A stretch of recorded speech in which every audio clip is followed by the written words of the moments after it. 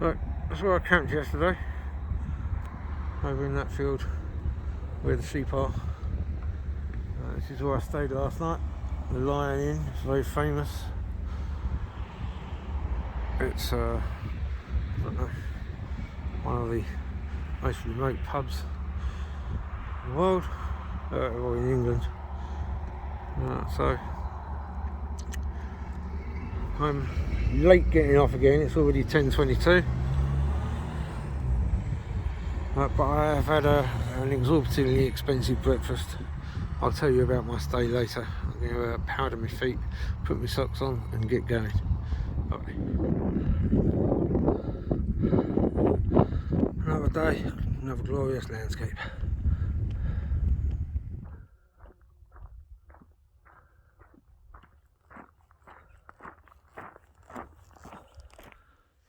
Okay, so walked about a mile now. I've done it pretty fast actually. That's where I stayed last night. The Red Lion Inn, Black Lion Inn, Lion Inn, I don't know, something like that. Let's talk about that place for a second. Oh, drop my stick.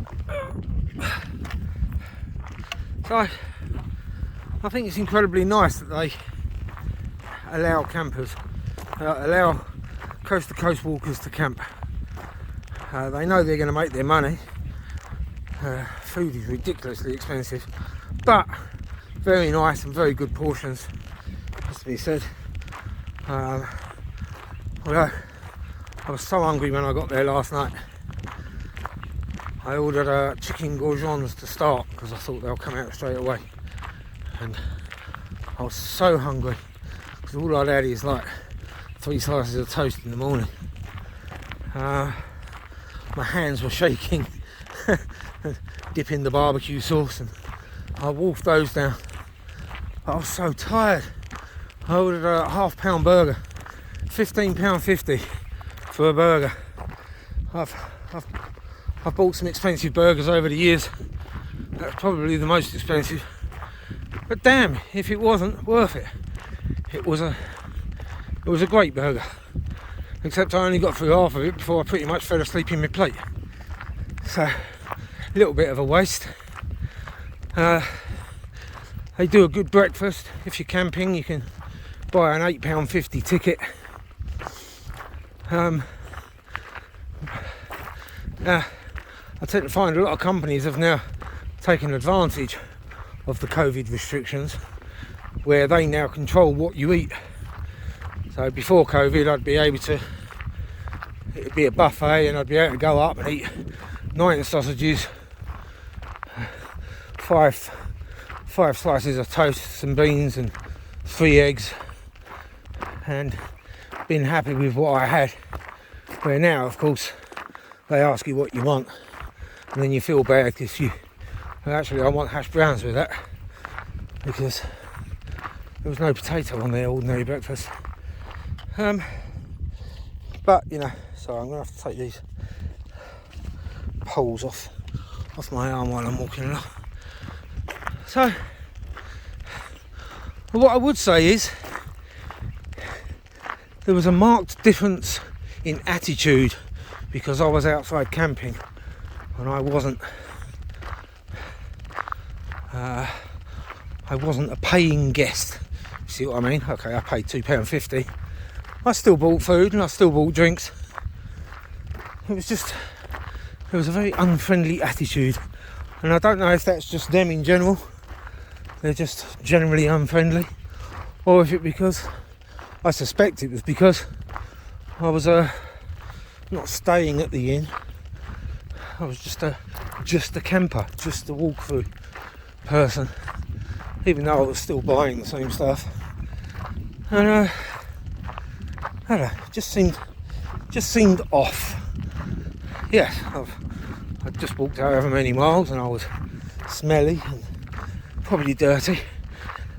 Oh, that is a nice thing. They do allow toilets, and there's a shower in the toilets as well that you're free to use if you're a camper. Again, big kudos to them for allowing that. it's a bit strange that you have to walk dirty and smelly through all the dining rooms. Literally through every single dining room to reach the showers. So no doubt I put a lot of people off their chips and their food. Look at this. So yeah, I've gone round a corner. There's another valley.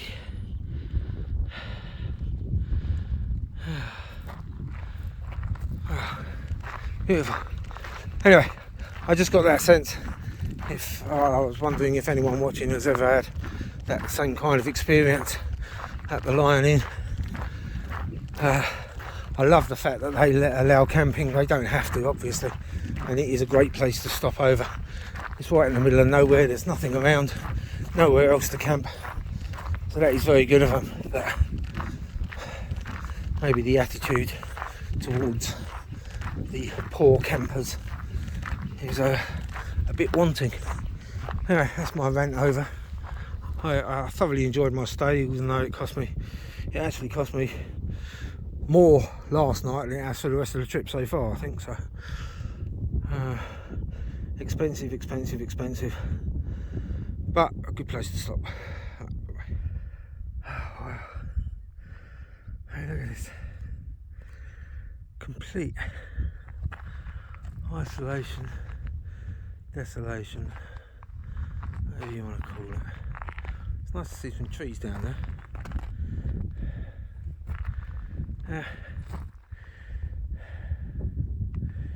Imagine walking through all this and suddenly realising that your 4 sausages and 3 eggs and 6 slices of toast worn out.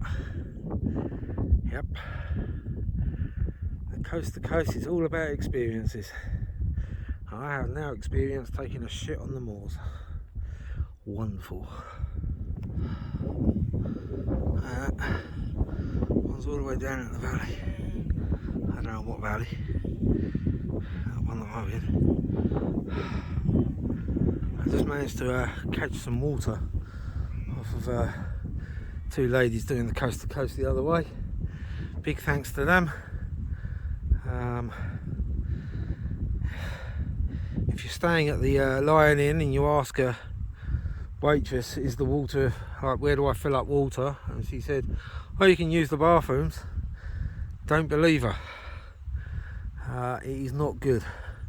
So every time I take a drop of the water from the bathrooms at the Lion Inn, my stomach goes, "Argh!" and I feel like I need a shit again. So I've already gone for a shit on the moors once today, and I suspect that that's why. I'm desperately holding it in. Don't want to go again. It wasn't an experience I want to relive. There was a stream going through past there, but obviously it's right the way down there. I'm not going down there. I mean, I've got a water filter, so I'm due to stop in about a quarter of a mile for a break, a cigarette, and I believe I've got some water purification tablets. Oh, pardon me. So those ladies were nice enough to give me some water. Shout out to them. Oh, and as for the other water, I shall purify it as best I can, get rid of the rest, and hope that everything is fine by tomorrow. There's a bit of purple on the moors, and when the sun catches it, it's absolutely gorgeous. Right, let's go down. So I can honestly say the novelty of shitting on the moors very, very quickly runs out of its novelty, let's say. I don't know what I ate or have drunk. I still think it's the water from the Lion Inn, but it could have been the water that I drank yesterday, even though they said actually the water yesterday was fine, it tasted fine. The water today tastes Tastes like it's been in a tank. So, not having the funnest day, but I've gone almost 5 miles. Let's not put my finger over the camera. So I best get on. It's almost 2 o'clock in the afternoon. Actually, it's just gone 2 o'clock in the afternoon. I've still got 6 miles or so to go. So should make it by 5 or 6. Has to be said, having the shits notwithstanding, I seem to have found my walking legs when I am kind of powering along now. The first couple of days was absolute nightmare. Every step was agony. But my legs seem to have decided now that, hey, we can do this. So when I am moving, I'm moving along at a fair crack. So that's good, I guess. Especially seeing as I'm meant to do 17 miles tomorrow. I very much suspect that I'll do some miles and then hitch a lift. You might say, well, that's cheating, Ian. You can't say you've walked coast to coast if you hitch a lift. I'm not really out here to do the coast to coast. It's not a challenge to do the coast to coast. I'm out here to sort my head out.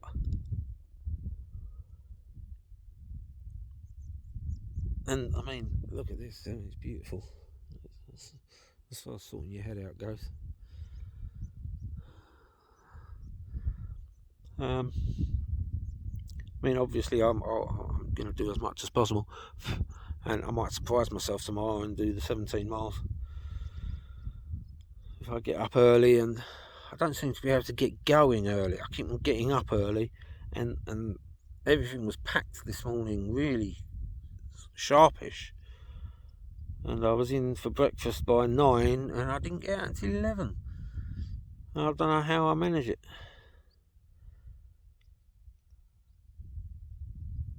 Procrastinating. Well, not procrastinating. I'm not procrastinating because I want to do it. I want to go. So that's not procrastinating. I've got no sense of time. So I sat there. I had my breakfast. I had a coffee. All of a sudden, it's 11 o'clock, and you're like, I haven't even taken a step yet on the actual walk. Anyway, so fingers crossed. My putting up the tent and unpacking the tent, or packing it all up again, as I sort of know what I'm doing now. Let that happen while I'm doing this. And anyway, I hope that will be the last gut clenching today. Like I say, I hope that water that those women gave me is gone. They only gave me like a quarter of a litre maybe.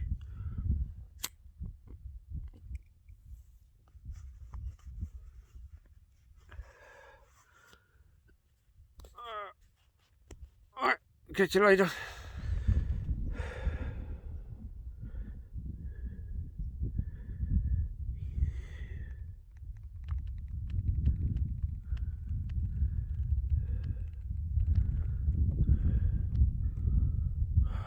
Get up that fucking hill. Fucking look at this.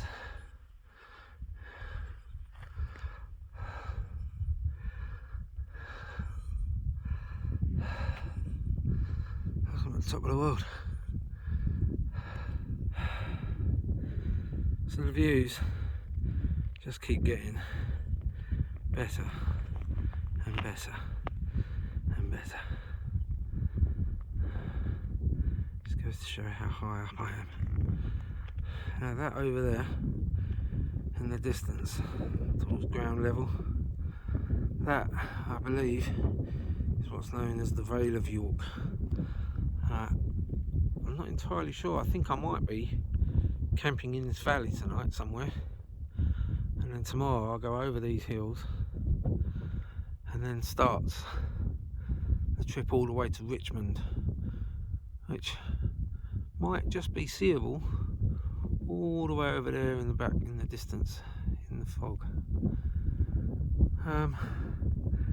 It's the most boring 25-30 miles of the walk. It's all flat, it's all farmland, there's lots of cows, so there's a good chance that tomorrow I'm going to get over these hills and find a road and then hitch a lift to my next campsite, thus cutting out like about 10 miles of absolute tedium. And then the next day I might try and catch a lift all the way to Richmond, where I'm having a rest day the day after, and a rest is mostly needed. I mean, last night I got to the pub, I was so tired I couldn't eat my dinner, which was an expensive dinner, which was very annoying. I fell asleep in the plate pretty much. Went and put my tent up, went to sleep, woke up about 10:15, went back in to the pub to find that they weren't doing food anymore,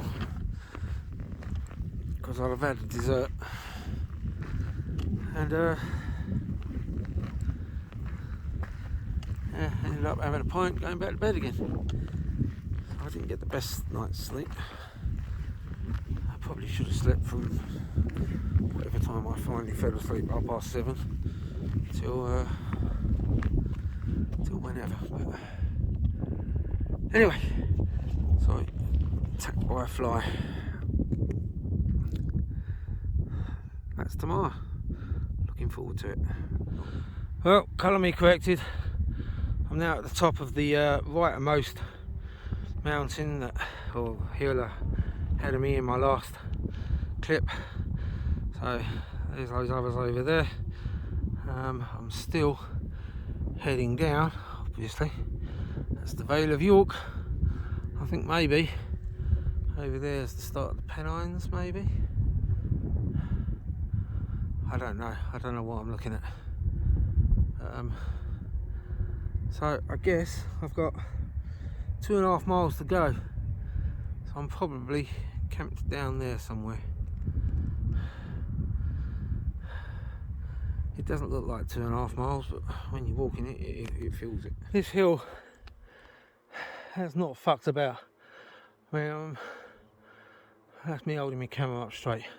So many fucking flies swarming around me, and I've still got that to go up. Jesus Christ. Oh man. Just to say what an absolutely brutal fucking climb that was up this mountain. I don't think it's even a mountain, it's just a big hill. But damn, it was straight up. There's a fucking cow. Worse than that, there was cows following me up the fucking path. Look at them. If there was anything going to make me get up here fast, it was that. You just stay over there, fella, and we'll be alright. Anyway, I'm about as high as I was over there. Not quite as high as I was on the moors, but still high. I've still got about 1.75 miles to get to the campsite, and it's already 6:15 in the evening. Yeah, it's nice, don't get me wrong. I mean, look at it, it's a lovely day as well, but damn, I mean, I thought I'd be at the campsite and all set up by now and eating something. That getting down off that hill there and then coming up here has been an absolute nightmare. Woo! It's just views that go on forever and ever and ever. I mean, so much view. You get lost in the clouds. So it's all very beautiful when you get to the end of the ridge, except nobody told me about getting down off the bloody mountain. Look at this. It's like a fucking scramble. Well, this is going to be fun, isn't it? Oh well, I suppose I signed up for it. If I die, tell me I'm a lover. I made it. I'm alive. I got down there alive. Get me. So I just had to call the campsite where I'm staying because I climbed over the Wainwrights as they call it, and their website said they're near Chop Gate, and Chop Gate is over there. And I just had to call her again to make sure I actually had the right place, because now I've got to go over this mountain and their farm's on the other side of it. I could cry. It's already about 7:15. The sun's going down and I'm heading up another bloody mountain. Yeah, this wasn't great. Okay. I made it to the top. It's a great view. Would be in sunlight anyway. It's getting dark. I've got about half a mile to go. That might be the farmer come looking for me down there. I think possibly that's my campsite down there. If that is the farmer, I will gratefully accept a lift. Well, made it. I'll be absolutely honest, absolute diamond of a woman. I didn't get her name. Diamond of a woman was waiting at the top of the valley, all the way up there for me with a four-wheel drive. She said when I called the second time and said, "Oh my God, I've got to go up this second mountain," she said I sounded like I'd had enough, and she was absolutely right. I got over that second mountain. I'm in absolute agony. It has to be said, it was the first time, I think ever, walking that I've started worrying that I was going to get back before it was dark.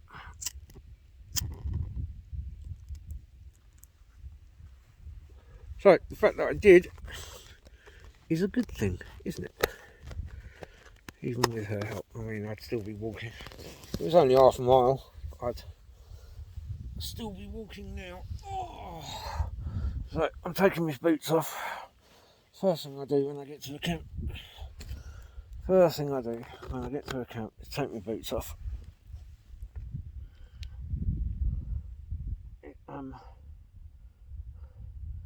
fact, quite often I take my boots off while I'm not while I'm walking, obviously, but when I stop to have a rest, I take my boots off, get some air in. It's been nowhere really today to rest. Oh my God, that is bliss.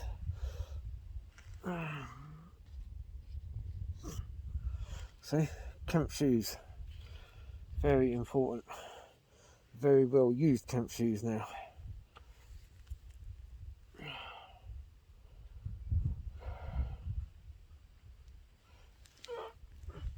She said that if once I got my tent up to go and knock on the door and she'll make me a cup of tea.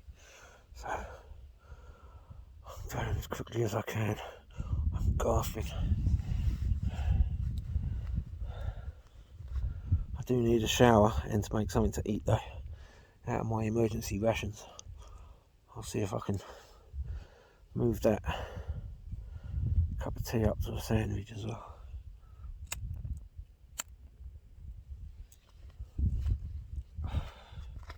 Anyway, that's enough.